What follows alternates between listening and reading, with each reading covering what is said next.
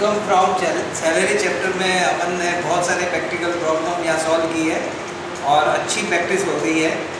और इस चैप्टर को क्योंकि ये क्वेश्चन 20 मार्क्स का कंपलसरी आता है, तो ये चैप्टर आपने अच्छी तरह से इसको प्रैक्टिस करेंगे। तो एक प्रैक्टिकल प्रॉब्लम और ले रहे हैं, क्वेश्चन नंबर 23 है।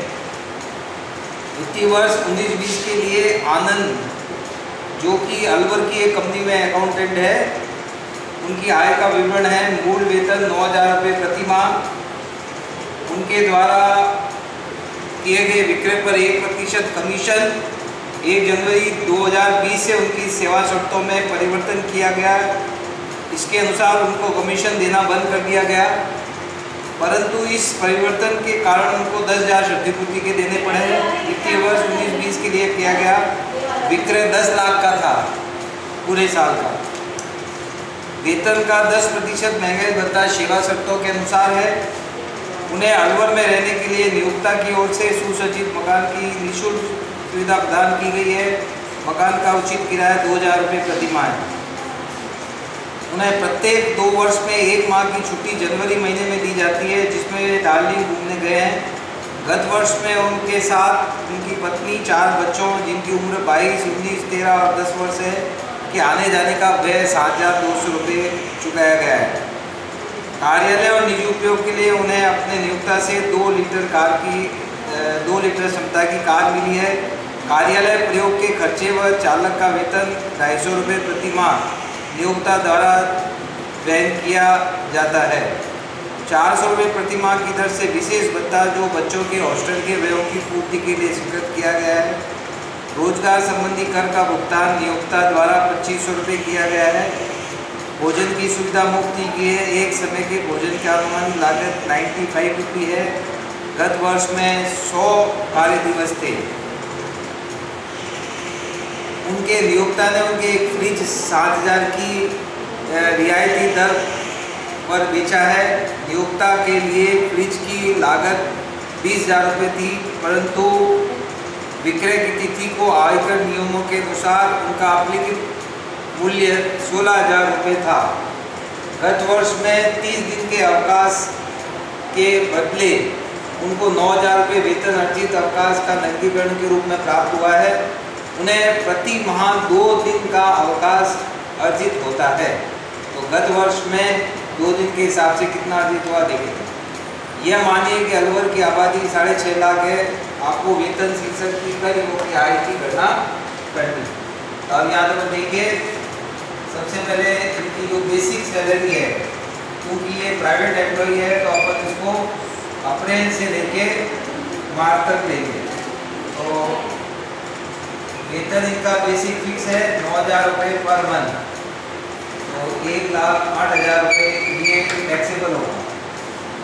उसके बाद इनको कमीशन मिल रहा है, और कमीशन दिसंबर तक ही मिल रहा है। जनवरी में इनकी सेवा शर्तों में परिवर्तन हो गया, तो जो 10 लाख की एनुअल सेल है,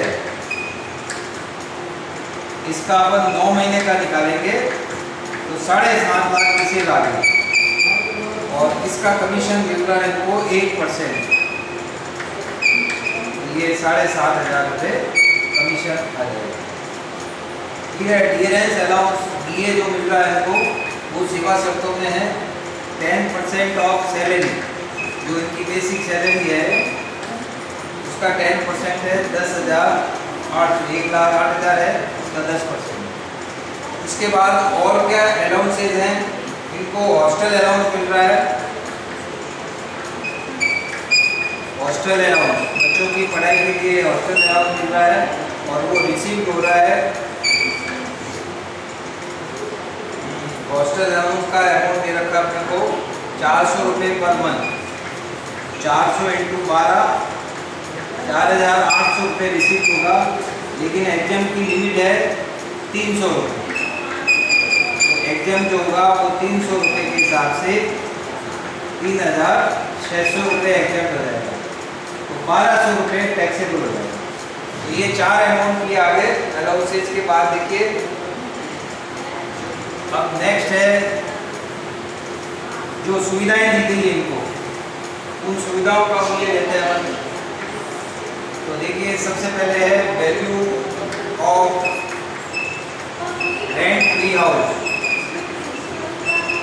रेंट फ्री हाउस का वैल्यू जो है, अलवर में मकान है तो अपन इसका वैल्यू करें यहाँ पर रेंट फ्री हाउस।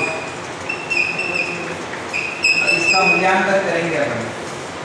तो मूल्यांकन करने के लिए पहले मीनिंग ऑफ सैलरी क्या है, इसमें क्या लेंगे, मीनिंग ऑफ सैलरी।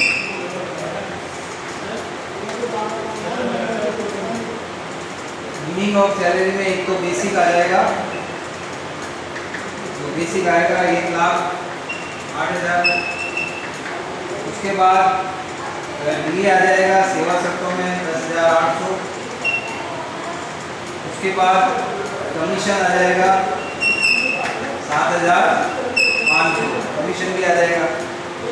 इसके अलावा इनको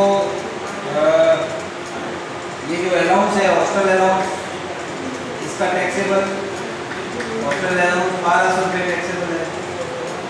ये लीव सैलरी अपन ने ली नहीं अभी तक, और वो लीव सैलरी जो है, ये लीव सैलरी का जो एनकेसमेंट है वो लेंगे। ऐसे उसको 9,000 रुपये मिले हैं, लेकिन 9,000 रुपये 30 दिन के हैं, तो एग्जाम जो होगा वो 2 दिन की उसको अलाउड है।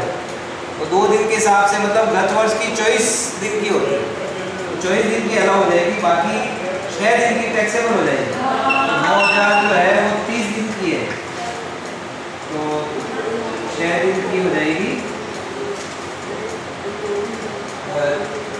टैक्सेबल अमाउंट जो गत वर्ष है वो लेंगे 24 दिन की 7,200। ये मीनिंग ऑफ सैलरी आएगा 1,34,700। ये मीनिंग ऑफ सैलरी रहेगा रेंट फ्री हाउस के लिए, ठीक है। अब इसका कितना परसेंट वैल्यू होगी, इनकम टैक्स के नियमों के अनुसार, चूँकि ये अलवर में है, अलवर की पॉपुलेशन 6.5 लाख बताइए इसमें, तो उसके अनुसार 7.5% ऑफ सैलरी ये वैल्यूएशन हो जाएगा 1,34,700 इंटू 7.5%। तो जब ये कैलकुलेट करेंगे तो ये अमाउंट आएगा 10,103 रुपये। तो ये 10,103 रुपये value of rent free house आ जाएगा। और जो एनकेसमेंट ऑफ लीव है, जो मैंने बताया था, एनकेसमेंट ऑफ अर्न लीव, तो ये टैक्सेबल करेंगे 9,000 30 दिन का है, 24 दिन का गत वर्ष का होगा, गत वर्ष का ही टैक्सेबल करेंगे 7,200। तो ये लीव सैलरी 7,200, लेकिन जो ये तो हुआ गत वर्ष है, इन प्रीवियस ईयर, लेकिन जो पिछले अवधि का मिला है इसी साल, वो पहले टैक्सेबल नहीं हुआ है। तो 6 दिन का और करेंगे, 9,000 डिवाइड बाई 30 इंटू 6 दिन का, तो ये 6 दिन का आएगा 1,800। ये रिसीव जो हुआ है 1,800 रुपये, ये इसी साल हुआ है गत वर्ष में, रिसीव इन प्रीवियस ईयर। तो टैक्सेबल तो दोनों ही होंगे। जहाँ हाउस के वैल्यूएशन के लिए तो अपन सैलरी 12 महीने की लेंगे गत वर्ष, लेकिन ये 12 महीने के अलावा भी मिली है, ये भी रिसीव के आधार पर टैक्सेबल करेंगे। तो 9,000 रुपये, इसका मतलब ये 9,000 रुपये एनकेसमेंट ऑफ लीव टैक्सेबल होगा। अब आइए value of rent free house हो गया, वैल्यू ऑफ एलटीसी। तो देखिए एलटीसी का वैल्यूएशन कैसे करेंगे, नेक्स्ट लीजिए 7वां point, value of LTC, value of leave travel concession, leave travel assistant. तो एलटीसी के लिए आप देखिए उसको मिला है 7,200, लेकिन इसमें जो 1 अक्टूबर 98 से पहले के बच्चे हैं उनके लिए तो एग्जाम्प्ट है, उसके बाद के 2 बच्चों के लिए, जबकि उसके बाद के 3 बच्चे हैं, 3 में से 2 बच्चों का जो वो है टैक्सेबल होगा और 1 बच्चे का जो है वो नहीं लेंगे। तो इस तरह से जो 7,200 रुपये है वो 6% के स्वयं का, पत्नी का, 4 बच्चे का। 6 में से ये जो टैक्सेबल आएगा वो केवल 1 बच्चे का आएगा, बाकी एग्जाम्प्ट हो जाएगा। तो 1 बच्चे का हो गया 1200। जो 98 के बाद 3 बच्चों का उठाया है, उसने खर्चा किया है, 3 में से 2 का एग्जाम्प्ट हो जाएगा और पत्नी का स्वयं का एग्जाम्प्ट हो जाएगा। 98 के पहले के 1 बच्चे का एग्जाम्प्ट हो जाएगा। तो 5 जनों का एग्जाम्प्ट हो गया, 1 का टैक्सेबल होगा 1200। अब value of car facility,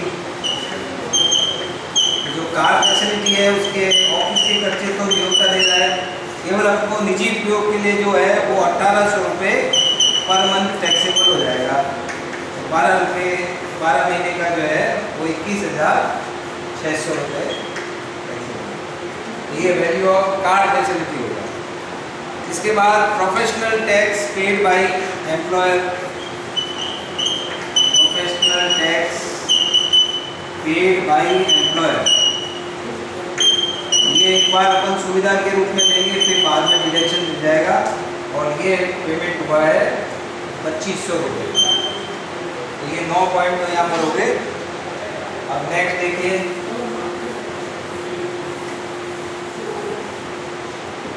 point number 10 जो है। अब नेक्स्ट सुविधा क्या है? Value of lunch facility, value of lunch facility. Lunch की जो फैसिलिटी उनको दी है 10 वर्ष में 100 दिन, 95 के हिसाब से दी है, 50 रुपये तक एग्जाम्प्ट होती है।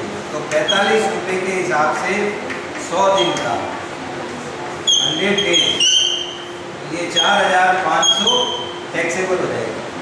तो ये हो गया value of lunch, free lunch value. अब इनको एक फ्रिज दिया गया, सेल ऑफ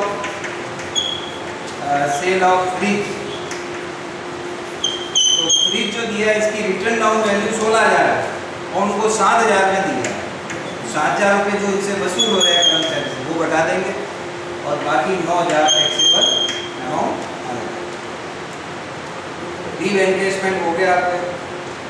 तो इस तरह से ये आप टोटल करेंगे तो ग्रॉस सैलरी आ जाएगी और वो आएगी 1,85,403। उसमें से लेस करेंगे, 2 डिडक्शन आएंगे, डिडक्शन अंडर सेक्शन 16। तो पहला आएगा स्टैंडर्ड डिडक्शन, तो वो मैक्सिमम 50,000 होता है, 50,000 तो ये मिल जाएगा। और दूसरा जो प्रोफेशनल टैक्स पे किया था, प्रोफेशनल टैक्स 2500 रुपये, तो ये 52,500 रुपये डिडक्शन मिल जाएगा। तो टैक्सेबल इनकम आ जाएगी 1,32,903 रुपये, 1 लाख। यह आएगी टैक्सेबल सैलरी। तो इस तरह से इस क्वेश्चन में टैक्सेबल सैलरी 1,32,903, 1,85,404 को ग्रॉस सैलरी आ गई और ये 2 डिडक्शन मिलके standard deduction, professional tax. Value of lunch facility ले लिया, सेल ऑफ फ्रिज की फैसिलिटी ले ली। तो इस तरह से इस प्रॉब्लम को अपन ने सॉल्व किया। अब इस मिला के आपने बहुत सारे प्रैक्टिकल प्रॉब्लम मैंने आपको सॉल्व करके बता दी है, तो आपके लिए बेनिफिट रहेगा, क्योंकि एक प्रैक्टिकल प्रॉब्लम यूनिवर्सिटी एग्ज़ाम में जरूर आती है, इनकम फ्रॉम सैलरी चैप्टर में। अब अपन जो लेंगे कुछ प्रॉब्लम और अच्छी हुई तो करेंगे, अदरवाइज तो दूसरा चैप्टर में शुरू कर सकते हैं, वो इनकम फ्रॉम हाउस प्रॉपर्टी। ठीक है।